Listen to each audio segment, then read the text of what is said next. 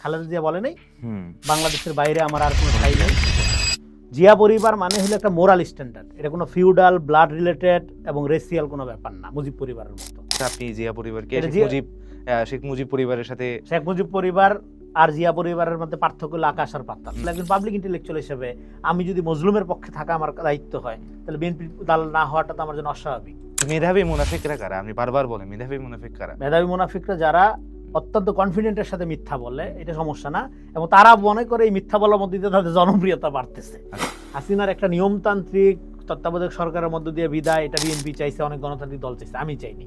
আমি চাইছি একটা গণ অভ্যুত্থানই হোক, কারণ এটা একটা ফ্যাসিবাদের বিরুদ্ধে যদি গণ অভ্যুত্থান না হয়, তাহলে বাংলাদেশের যে ডেমোক্রেটিক কাঠামো এইটার মধ্যে একটা ভালো ধাক্কা লাগবে না। জনাব তারেক রহমানের সাথে আপনার সম্ভবত কয়েক সপ্তাহ আগেই মনে হয় আপনার দেখা হয়েছে, এটা আমরা জানি। আপনার কেমন মনে হয়েছে জনাব তারেক রহমানকে?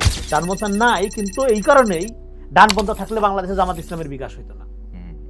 বাংলাদেশে যদি কোনো প্রপার সোবার ইসলামী রাজনীতি থাকতো, তাহলে জামাত ইসলাম রাজনীতি করতে পারতো না। দেশের 17 বছর পর বাংলাদেশ একটা গণতান্ত্রিক যাত্রার মধ্যে যাচ্ছে, এটা যদি কোনোভাবে হুমকি শিকার হয়, তাহলে আপনার কি মনে হয় দেশ কোন দিকে যাবে?